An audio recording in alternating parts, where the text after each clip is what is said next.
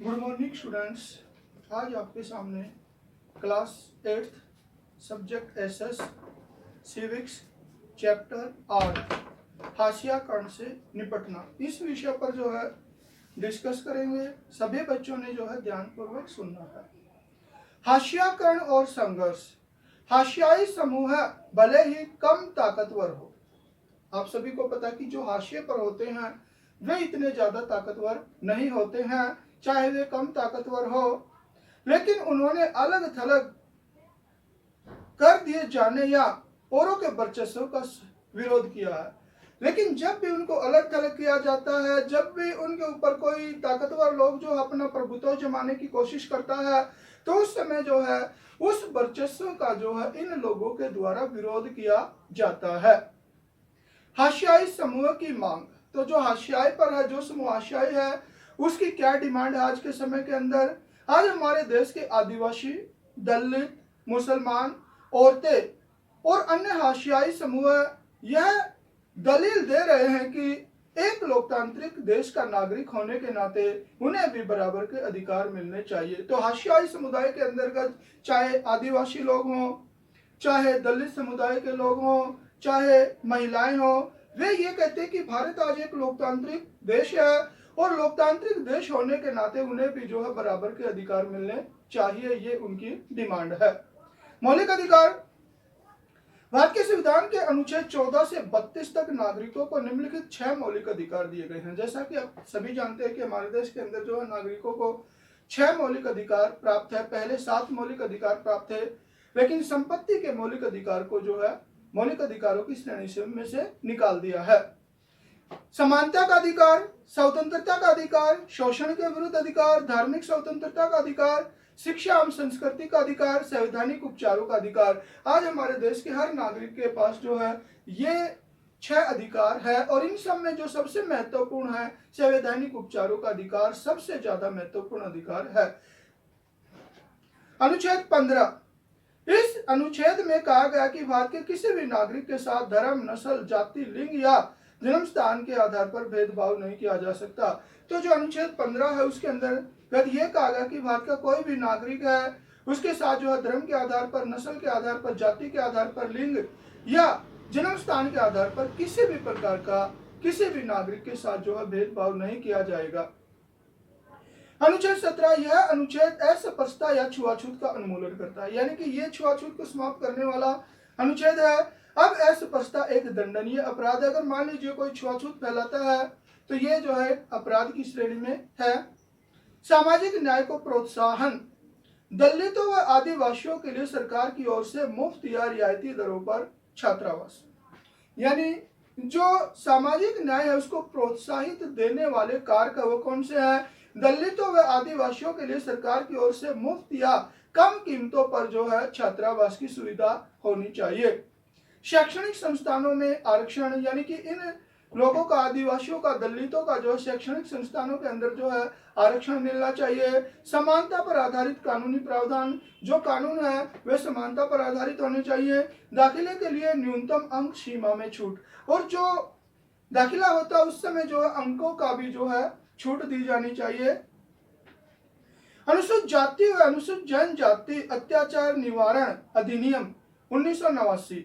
यह अधिनियम 1989 में दलित जातियों को अगड़ी जातियों के अत्याचार और तिरस्कार से बचाने के लिए बनाया गया था। तो ये जो अधिनियम है ये जो है निम्न जातियों को, दलित जातियों को जो है उच्च जातियों के अत्याचारों से बचाने के लिए जो है कानून बनाया गया था। हाथ से मैला उठाने का कलंक।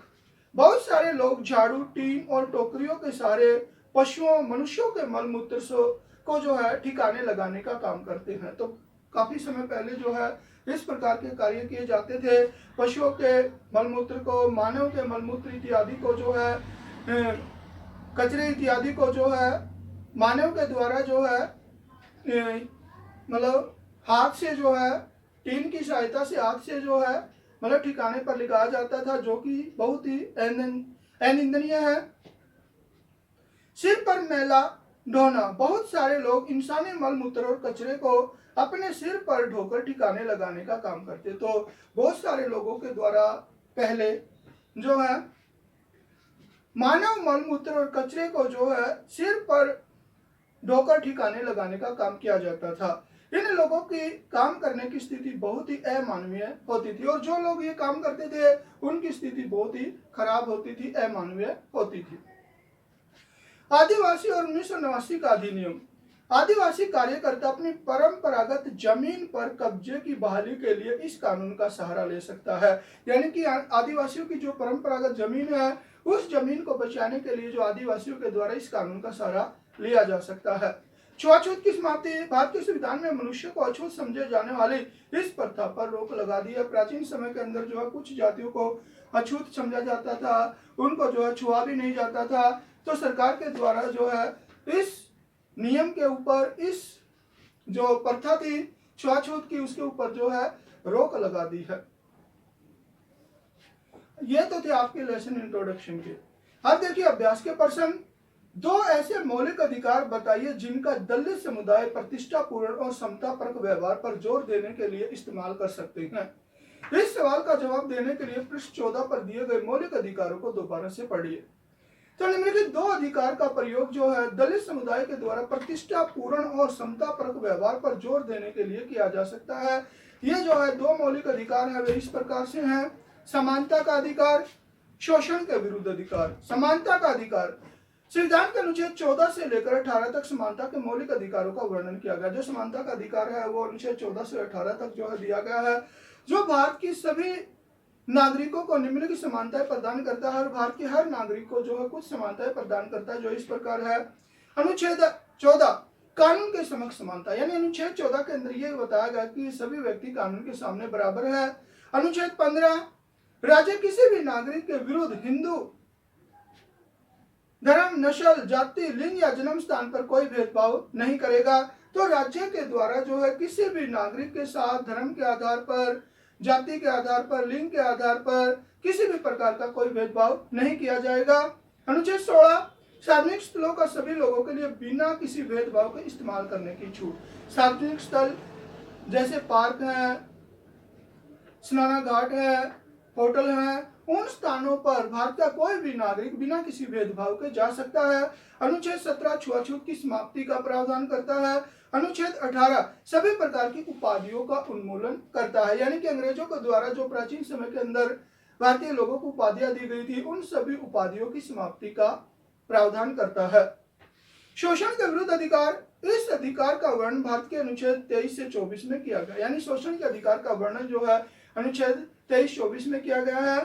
अनुच्छेद 23 मानव की खरीद फरोख्त पर रोक लगाता है, यानी किसी भी व्यक्ति को जो खरीदा बेचा नहीं जा सकता है और किसी भी व्यक्ति से उसकी इच्छा के विरुद्ध बेकार करवाने पर रोक लगाता है। किसी भी व्यक्ति को जो उसकी इच्छा के विरुद्ध काम करवाने के ऊपर भी ये जो है अनुच्छेद रोक लगाता है कि किसी व्यक्ति से जो है कोई जबरदस्ती कार्य नहीं करवाया जा सकता। अनुच्छेद 24 14 वर्ष से कम उम्र के बच्चों को कारखानों, खानों व जोखिम वाले स्थानों पर काम करने पर रोक लगाता है, यानी कि जो अनुच्छेद 24 है, जो 14 वर्ष से कम बच्चे उनको जो किसी भी खान के अंदर, कारखानों के अंदर जहाँ पर जोखिम पूर्ण कार्य है ऐसे स्थानों पर जो है काम करवाने के ऊपर जो है रोक लगाई गई है। अब देखिए रत्नम की कहानी और 1989 के अनुसूचित जाति एवं अनुसूचित जनजाति अधिनियम के प्रावधान को दोबारा पढ़िए। अब एक कारण बताइए कि रत्नम ने इस कानून के तहत शिकायत क्यों दर्ज करवाई। रत्नम ने गांव की अगड़ी जाति के लोगों के द्वारा बनाई गई अपमानजनक परंपरा को मानने से मना कर दिया। तो रत्न के द्वारा जो है गांव के लोगों, जो ऊंची जाति के लोग हैं उनके द्वारा जो अपमानजनक परंपरा थी उसके अनुसार जो रीति रिवाज बनाए गए थे उसका जो है पालन करने से मना कर दिया। तो गांव की ताकतवर जातियों ने रत्नम को सबक सिखाने की सोची। तो जो गांव की ताकतवर जातियां थी जब उनकी बात नहीं मानी गई रत्नम के द्वारा, तो इन जातियों के द्वारा जो है रत्नम को सबक सिखाने की सोची गई। उन्होंने उनके समुदाय को आदेश दिया कि वे रत्नम और उसके परिवार का बहिष्कार कर दे। तो इन ऊंची जातियों के द्वारा यह कहा गया कि जो रत्नम है उसका जो है बहिष्कार किया जाए। निम्न जातियों के को कहा गया कि रत्नम का जो है बहिष्कार किया जाए। सभी को यह कहा गया कि कोई भी उसके परिवार से किसी तरह का मेलजोल नहीं रखेगा। और गांव के सभी लोगों को यह कह दिया कि रत्नम के परिवार के साथ जो है गांव का कोई भी व्यक्ति जो है मेलजोल नहीं रखेगा। एक रात को अचानक कुछ लोगों ने आकर रत्नम की झोपड़ी को आग लगा दी। तो क्या हुआ कि एक रात कुछ लोगों के द्वारा जो है रत्नम की झोपड़ी जला दी गई। रत्नम किसी तरह अपनी माँ के साथ जीवित भाग निकला, लेकिन वहां से जो है रत्नम किसी तरह भाग निकलता, अपनी माँ के साथ जीवित भाग निकलता है। उसने अनुसूचित जाति और अनुसूचित जनजाति अधिनियम 1989 के अंतर्गत स्थानीय थाने में मामला दर्ज करवाया। तो उसके द्वारा जो है अनुसूचित जाति जनजाति अधिनियम के तहत जो है पुलिस थाने के अंदर रिपोर्ट दर्ज करवाई। रत्नम ने इस कानून के अंतर्गत अपनी शिकायत इसलिए दर्ज करवाई ताकि यह कानून समाज के दलित समुदाय के लोगों की अगड़ी जातियों के द्वारा उत्पीड़न से रक्षा करता है। तो रत्नम के द्वारा जो पुलिस थाने में रिपोर्ट लिखाई गई थी इस कानून के तहत, वो इसलिए दर्ज करवाई थी क्योंकि यह कानून जो है श्रेष्ठ जातियों के द्वारा, उच्च जातियों के द्वारा निम्न जातियों की रक्षा करता है, उत्पीड़न से रक्षा करता है। इस कानून का उल्लंघन करने वालों के खिलाफ कठोर सजा प्रावधान है। अगर कोई भी व्यक्ति इस कानून का उल्लंघन करता है तो उसे कठोर से कठोर सजा दी जाती है। अतः रत्नम अपने ऊपर अत्याचार करने वालों लोगों को कठोर से कठोर सजा दिलवाना चाहता था। तो इस कानून के तहत रिपोर्ट दर्ज करवा के रत्नम जो है अपने ऊपर अत्याचार होने, जो लोग उस रत्नम के ऊपर अत्याचार करते हैं उनको ज्यादा से ज्यादा कठोर सजा दिलवाना चाहता था। इसलिए जो इस कानून के तहत रत्नम के द्वारा जो है पुलिस में रिपोर्ट दर्ज करवाई गई। अब देखिए, सीख, जानू और अन्य आदिवासी कार्यकर्ताओं को ऐसा क्यों लगता है कि आदिवासी भी अपने परंपरागत संसाधनों के छीने जाने के खिलाफ 1989 के इस कानून का इस्तेमाल कर सकते हैं। इस कानून के प्रावधानों में ऐसा क्या खास है जो उसकी मान्यता को पुष्ट करता है? सीख, जानू और अन्य आदिवासी कार्यकर्ताओं का मानना है, यानी सीख, जानू आदिवासियों का कार्यकर्ता है और दूसरे आदिवासी कार्यकर्ताओं का यह मानना है कि आदिवासी भी अपने परंपरागत संसाधनों के छीने जाने के खिलाफ 1989 के इस कानून का प्रयोग कर सकते हैं। तो उनका यह मानना है कि अगर आदिवासियों के जो परंपरागत संसाधन है अगर उनको छीना जाता है तो इस कानून के तहत, यानी 1989 के कानून के तहत जो है वे भी जो है इस कानून का प्रयोग कर सकते हैं। उनका कहना है कि जिन लोगों ने आदिवासियों की भूमि पर जबरदस्ती कब्जा कर रखा है, तो ये कहते हैं कि जिन लोगों के द्वारा आदिवासियों की भूमि पर जबरदस्ती कब्जा किया गया है उन्हें इस कानून के अंतर्गत दंड दिया जाना चाहिए, उन लोगों को इस कानून के तहत दंड दिया जाना चाहिए। उन्होंने कहा कि यह कानून भी अनुसूचित समुदायों को केवल वही लाभ देता है जिसका संविधान में आश्वासन दिया गया। तो उनका यह कहना कि यह कानून भी जनजातीय समुदायों को, यानी कि जो जनजातीय समुदाय हैं उनको केवल वही लाभ देता है जिसका संविधान के अंदर प्रावधान किया गया, उपाय किया गया है। उनका कहना है कि संवैधानिक रूप से आदिवासियों की जमीन को किसी गैर आदिवासी व्यक्ति को नहीं बेचा जा सकता। तो आदिवासियों का यह कहना है कि जो उनकी जमीन है, परंपरागत जमीन है, किसी दूसरे लोगों को, गैर आदिवासी को नहीं बेची जा सकती। वो जहां ऐसा हुआ है वहां संविधान की गरिमा बनाए रखने के लिए उन्हें उनकी भूमि वापस मिलनी चाहिए, और जहां पर दूसरे लोगों को आदिवासियों की जमीन बेची गई है संविधान की गरिमा को बनाए रखने के लिए उनकी जमीन जो वापस मिलनी चाहिए। आदिवासी कार्यकर्ता सीख, जानू का आरोप है। यहाँ पर सीख, जानू आरोप लगाता है कि आदिवासियों के संवैधानिक कानूनों का उल्लंघन करने वालों में विभिन्न प्रदेशों की सरकारें भी पीछे नहीं है। तो बहुत से लोगों के द्वारा इनका जो है उल्लंघन किया गया है, लोगों के साथ साथ, समुदाय के साथ साथ प्रदेशों की सरकारों के द्वारा भी जो है इन कानूनों का उल्लंघन किया गया है। सरकारें भी जो है इस कानून का उल्लंघन करने में पीछे नहीं रही है। यही सरकारें हैं जो लकड़ी व्यापारी, पेपर मिल आदि के नाम पर गैर आदिवासी घुसपैठियों को जनजातीय जमीनों का दोहन करने और आदिवासियों को उनके परंपरागत जंगलों से उजाड़ने की छूट देती है।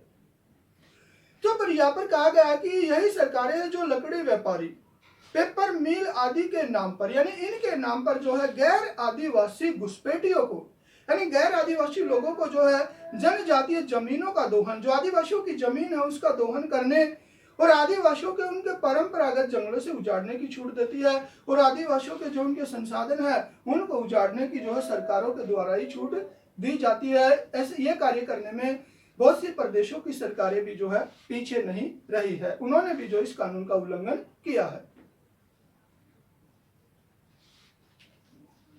तो ये तो थे बेटा आपके अभ्यास के प्रश्न। अब देखिए अनुसूचित जाति व अनुसूचित जनजाति अधिनियम 1989 के मुख्य प्रावधान का वर्णन कीजिए। 1989 के प्रावधान के मुख्य प्रावधान निम्नलिखित प्रकार से हैं। अनुसूचित जाति अनुसूचित जनजाति के किसी व्यक्ति को कोई अखाद्य तथा गंदा पदार्थ पीने या खाने के लिए विवश नहीं किया जा सकता। इस कानून के तहत जो अनुसूचित जाति के हैं, अनुसूचित जनजाति के लोग हैं, जो खाने योग्य पदार्थ नहीं है, जो पीने योग्य पदार्थ नहीं है, ऐसा पदार्थ खाने या पीने के लिए जो है इन जनजाति लोगों को जो है विवश नहीं किया जा सकता। अनुसूचित जाति अनुसूचित जनजाति के किसी व्यक्ति को नंगा करना या नंगा करके घुमाना या उसके चेहरे पर, देह पर रंग लगाना या कोई ऐसे कार्य करना जो मानवीय प्रतिष्ठा के अनुरूप नहीं है कि सख्त मनाही है। तो यहाँ पर साफ तौर पर कह दिया गया है कि जो अनुसूचित जाति के अनुसूचित जनजाति के लोग हैं उनको जो है मतलब अगर मान लीजिए उनसे कोई गलत कार्य हो जाता है तो उनको जो है उनका मुंह काला करके जो है समाज के अंदर नहीं घुमाया जा सकता। अगर ऐसा कार्य किया जाता है तो सख्त कार्रवाई की जा सकती है। अनुसूचित जाति अनुसूचित जनजाति के किसी व्यक्ति के नाम पर आवंटित की गई या उसके स्वामित्व वाली भूमि पर यदि कोई कब्जा करता है या खेती करता है तो उसे अपने या उस भूमि को अपने नाम पर स्थानांतरित करवाता है तो उसे दंड दिया जाएगा। तो यहाँ पर भी साफ तौर पर कह दिया गया है कि जो अनुसूचित जाति अनुसूचित जनजाति है उन लोगों को भूमि मिली हुई है, अगर उसके स्वामित्व वाली भूमि को कोई दूसरा व्यक्ति अपने नाम पर हस्तांतरण करवाता है तो उस व्यक्ति को भी जो है दंड दिया जाएगा। एक और स्तर पर यह कानून इस बात की मान्यता देता कि दलित और आदिवासी महिलाओं के विरुद्ध होने वाले अपराध एक विशेष तरह के अपराध है। तो जो अनुसूचित जाति है, निम्न जाति के लोगों के जो मतलब महिलाओं के विरुद्ध कुछ अपराध जो कर दिए जाते हैं लोगों के द्वारा, तो इस तरह के अगर अपराध किए जाते हैं तो उनको जो है सजा का प्रावधान है, उन लोगों को जो सख्त से सख्त सजा दी जाएगी।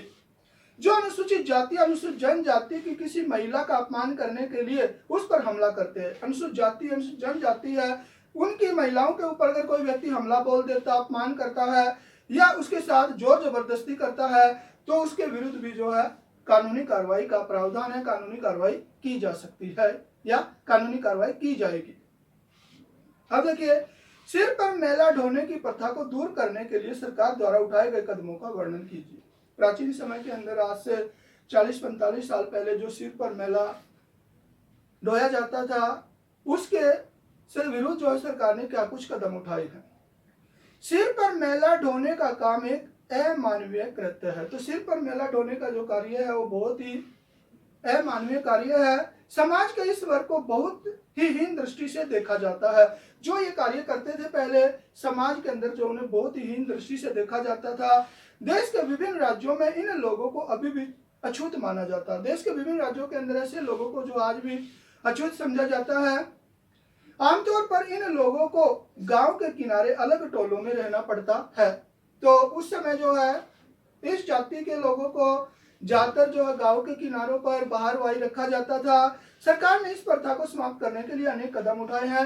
सरकार के द्वारा इस अमानवीय प्रथा को खत्म करने के लिए बहुत ही महत्वपूर्ण कानून बनाए हैं।